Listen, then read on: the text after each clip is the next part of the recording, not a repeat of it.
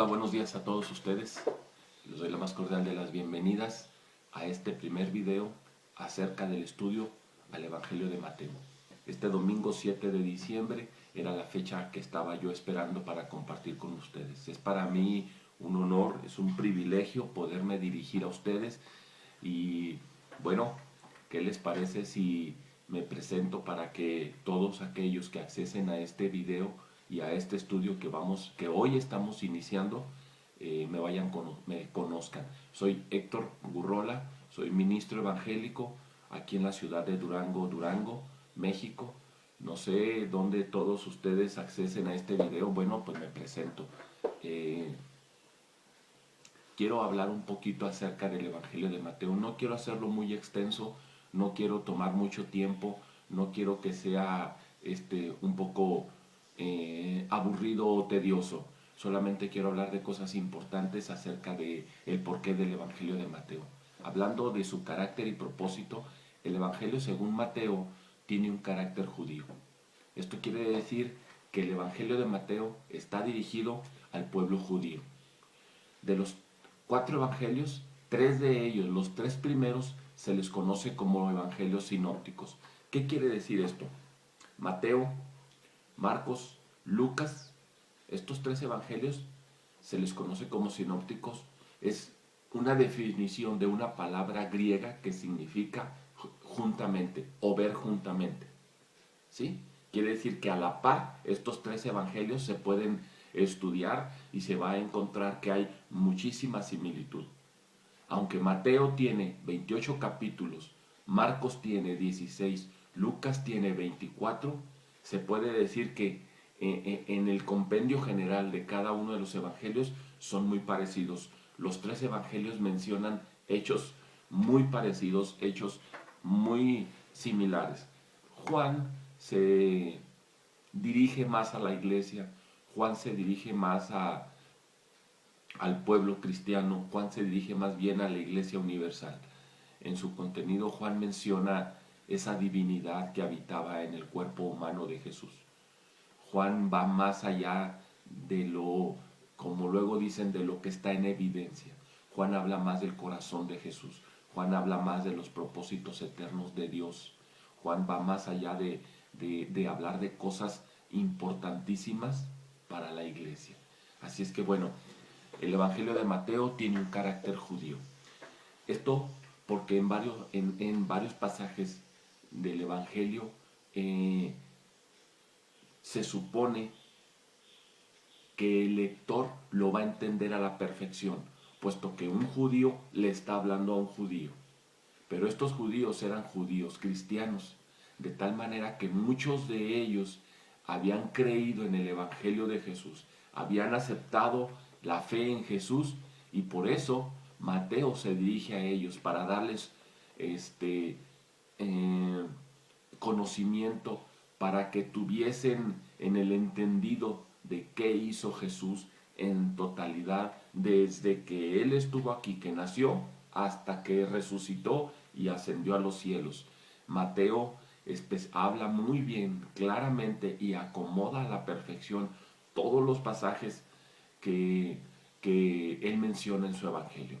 En el primer libro de la historia eclesiástica, Eusebio, un escritor muy renombrado, menciona que Papías dijo: Mateo juntó o escribió los oráculos en el idioma hebreo y cada uno lo interpretaba lo mejor que podía.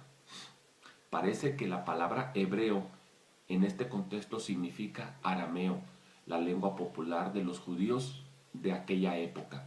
Irineo, otro gran escritor, un padre de la iglesia, afirma que Mateo publicó el Evangelio escrito para los hebreos en su propio dialecto.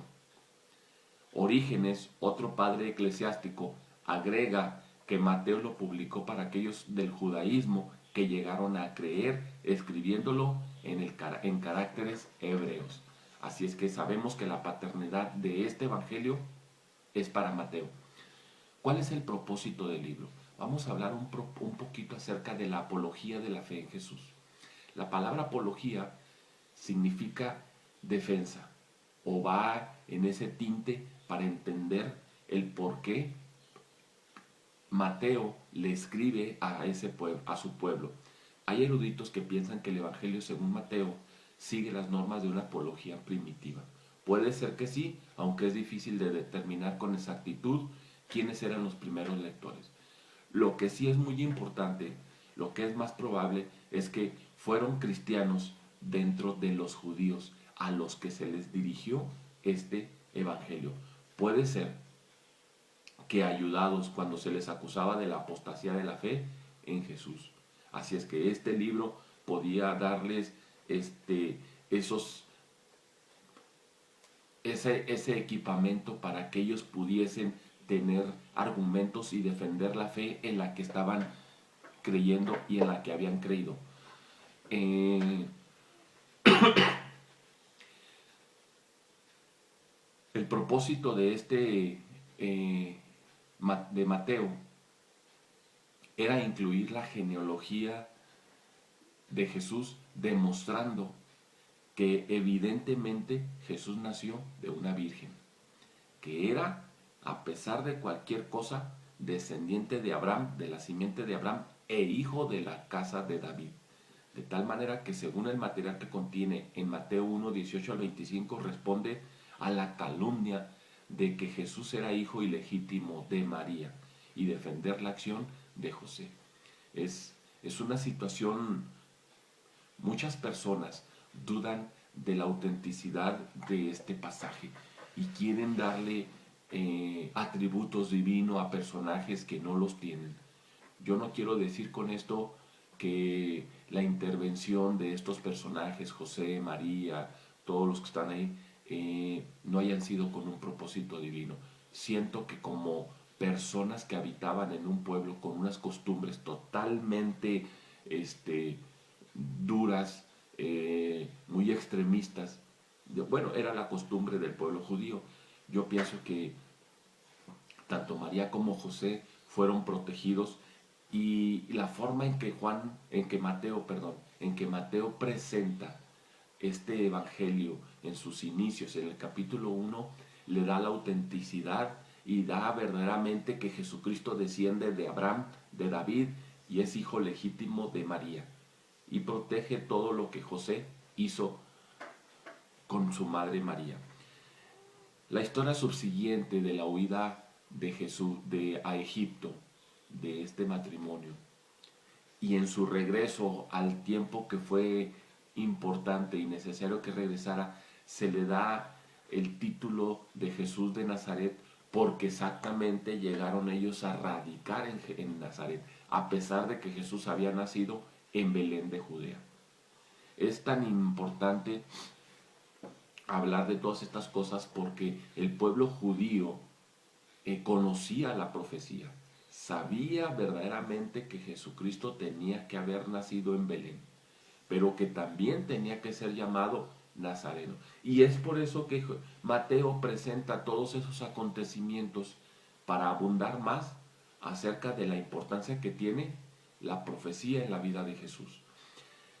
El relato sobre la resurrección de Jesús es uno más de los, relatos apologéticos, de tal manera que pueden presentar que Jesucristo verdaderamente resucitó. En el momento en que nuestro Señor Jesucristo muere en la cruz del Calvario, piden a las autoridades que les entreguen el cuerpo, lo introducen en una tumba nueva, lo depositan, lo ponen, hacen los procesos normales para ese tipo de funciones, sellan la tumba, la entrada a la tumba con una piedra, pero los gobernantes de los judíos le dijeron a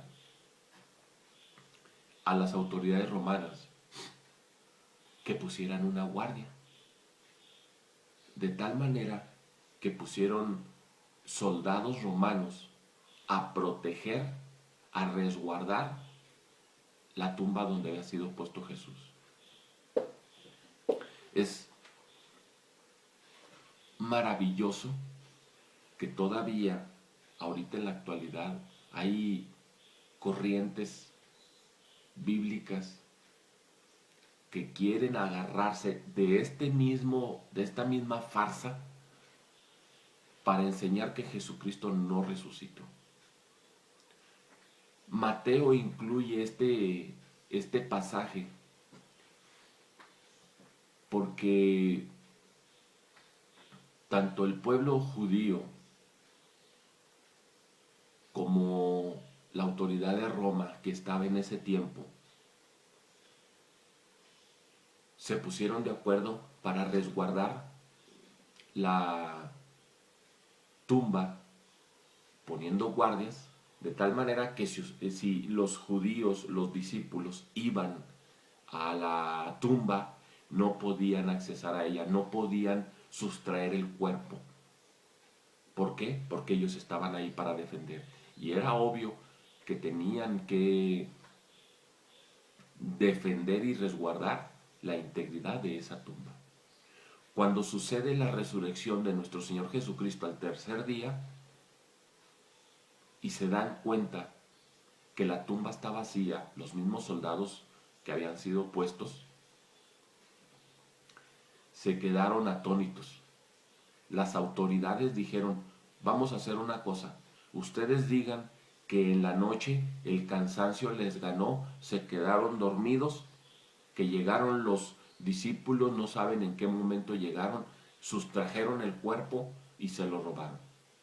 Eso es lo que vamos a decir, eso es lo que esa va a ser la defensa de ustedes y de nosotros. Así es que es increíble que hay personas que creen en eso y no creen en la autenticidad de la resurrección de Jesucristo. Mateo lo escribe porque el pueblo judío tenía que estar certificado correctamente de que Jesucristo había resucitado de entre los muertos. Esta es una invitación para el pueblo judío, muy importante, porque, mire, en varios pasajes Mateo hace contar en la historia de la vida de Jesús cómo se presentaron varias personas, no siendo del pueblo judío, pero expresando una fe increíble a las enseñanzas de judío. Primeramente, se refiere el evangelista a las profecías del Antiguo Testamento, mostrando que en ellas se cumple el ministerio del Señor Jesús. Segundo lugar, llama a su pueblo a la fe en Jesús, al contar historias de gentiles que le dan su creencia más que el propio pueblo del Mesías, el pueblo de Israel. Podemos pensar en Mateo, donde relata cómo llegaron los reyes magos buscando, y ya que lo encontraron, se dedicaron a adorar a Jesús más que el mismo pueblo judío, donde Mateo los presenta que es una vergüenza que, siendo ya nuestro Señor Jesucristo habitando ya aquí entre nosotros, el pueblo judío estaba inmiscuido en sus actividades, estaba inmiscuido en sus fiestas y pasaron por alto el tiempo del nacimiento del rey. Los reyes magos revelan y muestran que ellos esperaban ansiosamente y anhelaban este momento. Otro ejemplo, el centurión romano. En Mateo capítulo 8, versos 5 al 13, menciona específicamente una fe enorme a la enseñanza, a la doctrina de Jesús. Su fe en Jesús es una enseñanza tremenda para el pueblo de Israel. Jesús inmediatamente advierte a su pueblo concerniente al castigo eterno para los incrédulos. A través de esta advertencia, Mateo invita a su pueblo a entregarse a Jesucristo. En tercer lugar, Mateo menciona las palabras de Jesús en donde se destaca que Él fue enviado primeramente a las ovejas perdidas de la casa de Israel. Y fue exactamente estas ovejas perdidas a las que envió a los apóstoles a proclamar la llegada del reino, en el capítulo 10. A la vez que Mateo advierte en una invitación urgente para abandonar la incredulidad y para creer en el Mesías de Israel. Así es que podemos entender que Mateo en su evangelio tanto explica que va al pueblo judío le hace una invitación a creer en Jesús, a definirse en su fe en Jesús, y que así como hubo gente del pueblo de los gentiles que creyeron a Jesús, que era un desafío al mismo pueblo judío a que creyera en Jesús, que ya dejara la incredulidad y que pudiese creer que tanto las profecías que muchos profetas mencionaron, pasajes de la vida de Jesús, se estaban y se habían cumplido en Jesús. Así es que, para resumir el propósito del Evangelio de Jesús, podemos decir tres cosas muy importantes. Mateo escribe su Evangelio para fortalecer la fe de los judíos cristianos. Segundo, Mateo escribe su Evangelio para ayudar a los primeros lectores contra las acusaciones judías.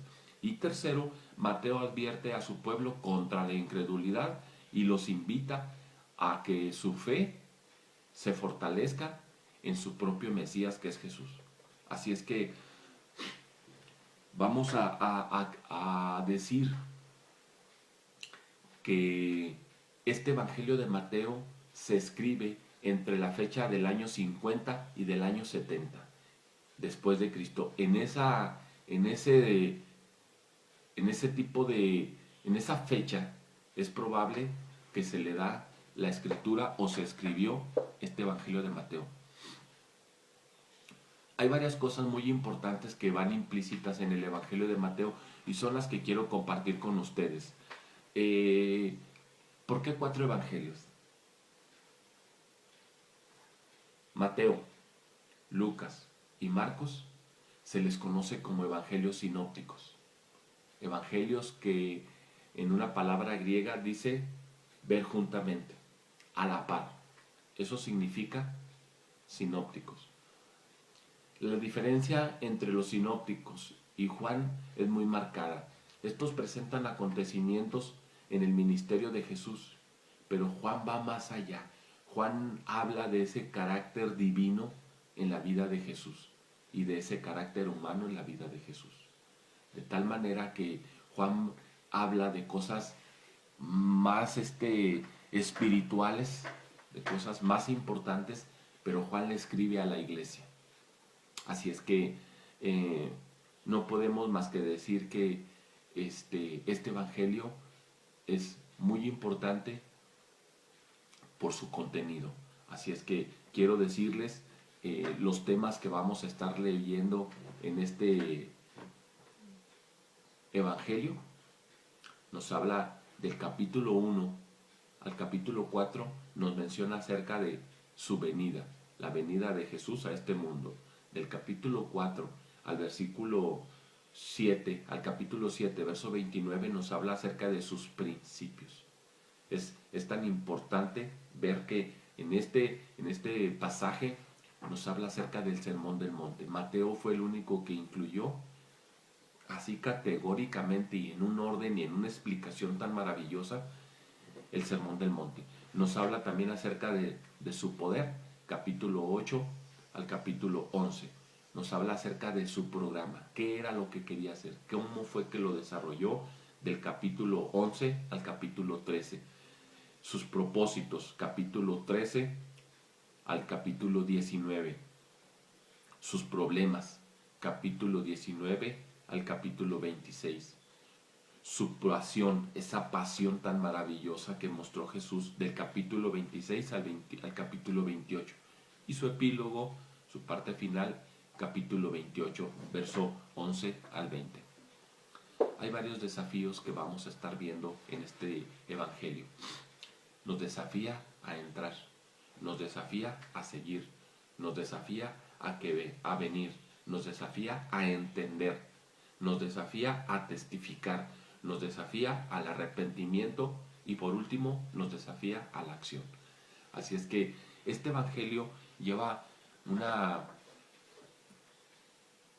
complejidad tan maravillosa, está tan exactamente estructurado que Mateo no dejó casi nada a la deriva. Mateo, siendo un publicano, siendo un hombre que sabía muy bien de los números, puesto que cuando nuestro Señor Jesucristo iba pasando, Mateo estaba sentado en una mesita, en un banquillo, recaudando impuestos. Así es que era un hombre que sabía muy bien acerca del conocimiento de secular que una persona pudiese llegar a tener. No todas las personas del pueblo judío eran personas doctas que tenían educación. Mateo sí lo hizo. Y a través del Evangelio lo vemos cómo lo estructuró. Así es que yo te invito para que domingo a domingo, te reitero, me sigas en este estudio que estamos iniciando hoy. Te he hablado un poquito acerca del Evangelio de Mateo y bueno, no quiero que se te olvide que a partir de la próxima semana vamos a ver el capítulo 1 del Evangelio de Mateo. Si te parece y tienes la oportunidad de tener una Biblia en tus manos, un Nuevo Testamento en tus manos, bueno, lee un poquito acerca del Evangelio de Mateo, el capítulo 1. Si es que te agradezco mucho la oportunidad que me das de poder compartir contigo este primer video y que pueda ser de bendición y que tú puedas tener la certeza acerca de la importancia que tiene el Evangelio de Mateo. Que Dios te bendiga y que pases buen día este día, domingo 7 de diciembre. Quiero que me permitas hacer una oración por tu vida, por tu familia, por el lugar donde tú estás. Quisiera pedirte que cerraras tus ojos y me permitieses orar por ti. Padre del cielo, en el nombre glorioso de Jesús, quiero pedirle de la manera con más fe, Señor, que bendiga a cada persona, Señor, que va a tener la oportunidad de ver este video. Yo no sé hasta dónde pueda llegar este video y convertirse en una bendición, Padre, pero yo pongo en sus manos este primer video, este estudio del Evangelio de Mateo, para que cumpla su propósito y vaya hasta donde pueda llegar a todas aquellas personas que estén necesitando de escuchar su palabra de Dios. Su palabra es bendita, Padre del cielo, su palabra es maravillosa y es la medicina que nuestro cuerpo necesita. Es a través del estudio de su palabra, es a través de la lectura de su palabra que el hombre puede llegar a conocerlo. Gracias, Padre del cielo, por permitirme hablar en este momento acerca de la introducción al Evangelio de Mateo. Agradezco, bendito Dios del cielo, por cada persona que va a tener la oportunidad de ver este video. Le pido, Señor, que los bendiga, que bendiga sus vidas, que bendiga sus trabajos, que bendiga sus familias, Padre, que los ayude. Y si hubiese algún enfermo, bendito Dios, si hubiese alguna persona enferma, Señor, declaro sanidad sobre su cuerpo, declaro que su poder es sobre ese cuerpo enfermo y lo sane y lo restablezca en el precioso nombre de Jesucristo. Muchas gracias, Padre. Muchas gracias por todas las cosas que usted permite que lleguen a nuestra vida. En el nombre glorioso de Jesús. Gracias, Padre. Bendiga a cada persona que va a ver este video. En el nombre glorioso de Jesús. Muchas gracias, amigo. Te recuerdo que el próximo domingo tendrás la oportunidad de accesar al primer capítulo del Evangelio de Mateo. Que pases buen domingo, que Dios bendiga tu vida y que lo disfrutes con tu familia. Muchas gracias. Nos vemos en la próxima. Bye.